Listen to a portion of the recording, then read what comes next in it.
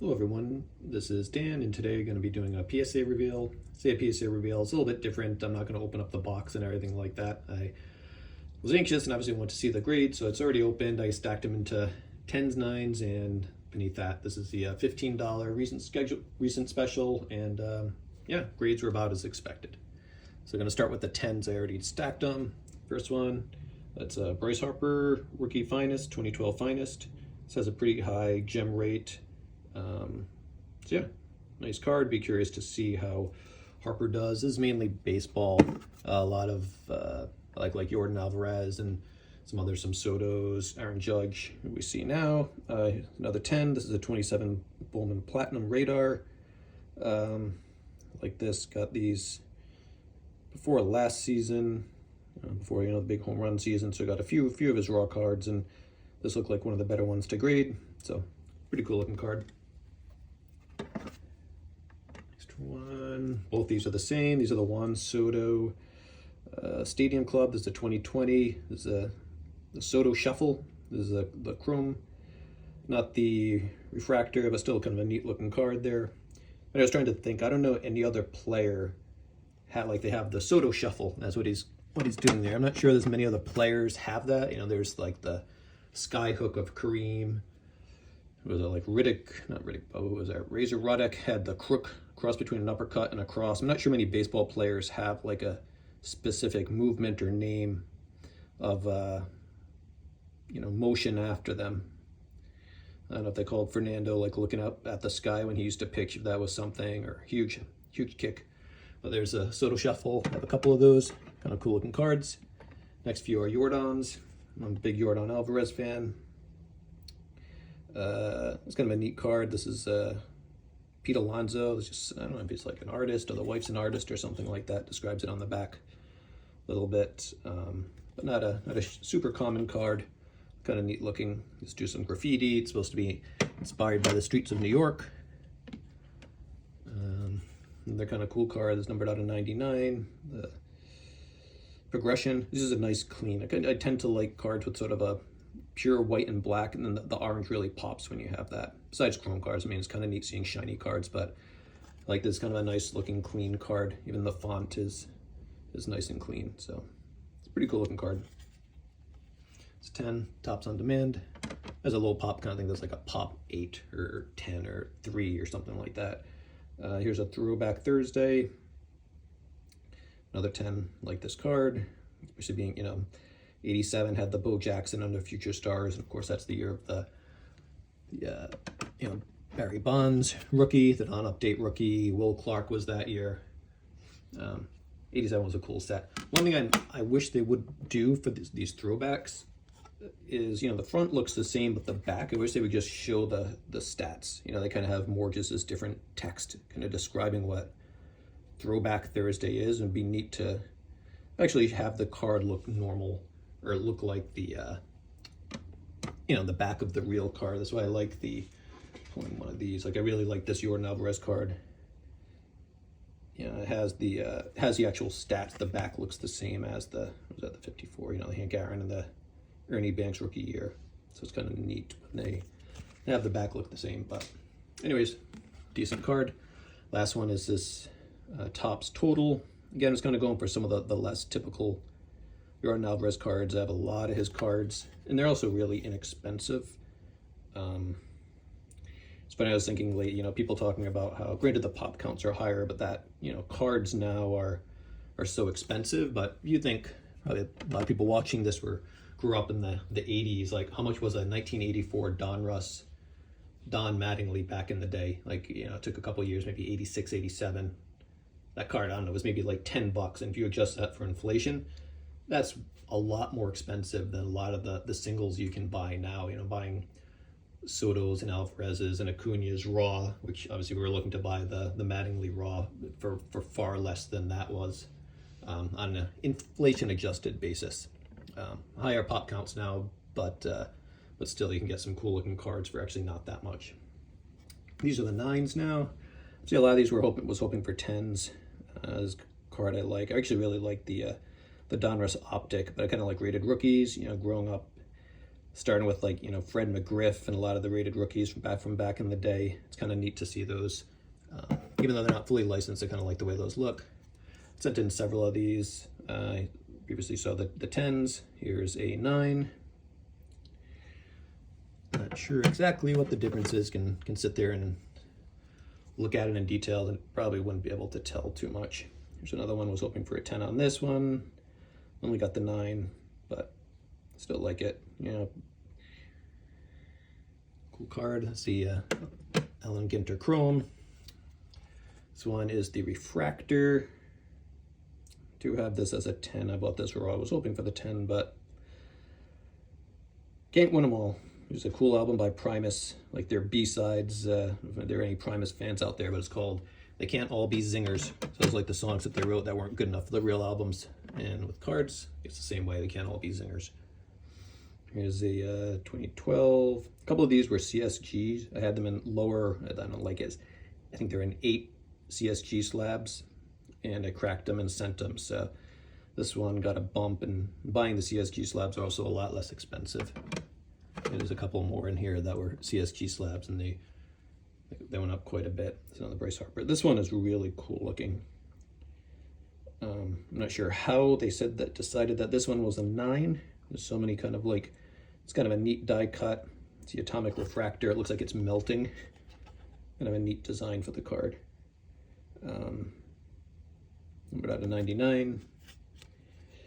Guess something was wrong with it. I don't know.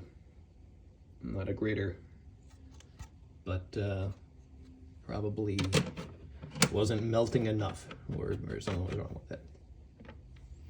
Next one. This was actually a 7.5 in a CSG, and I cracked it, and it's got a 9. Again, CSGs are quite inexpensive. A lot of times they're less expensive than raw, and especially for chrome, they seem to be really harsh on like surface and just chrome. I feel they tend to undergrade, and then you can crack them and send them out. So this one got a 1.5 boost. Well, I like this card too. Most of the Harper rookies, he's wearing the red shirt, so it's nice to see him having the blue shirt. Nice looking card. Next one is a Arenado Refractor, the 2013 Bowman Chrome. Like that. It's normally like to see the people batting, but I mean, Arenado's amazing, amazing fielder. He has so many Gold Gloves. It's kind of neat to see him playing the field. And got that one as a 9. Would have been nice to get that as a 10, but I think that is a pretty low pop count as a 10. I don't know, they're doing pop control on these. Maybe it's a little, can't tell if it's off a little bit, maybe left to right or something, but I can handle a 9. A 9's okay. These last two I was actually pretty happy with from a 9. I bought both these raw from the same person. Didn't spend much, so I was a little nervous, but these are a little bit older. Here's a 2001 Pujols, and the next one's a Mookie Betts. Getting 9s on these wasn't bad. I was just hoping they weren't trimmed or anything like that. Got a good price, and I shouldn't really be moving it. This doesn't reflect or anything. Just a plain old flat card, but I like Pujols, especially I like Flair a lot, and there's a lot of Flair cards to choose from for Pujols and Cuto. That's numbered out at 24.99.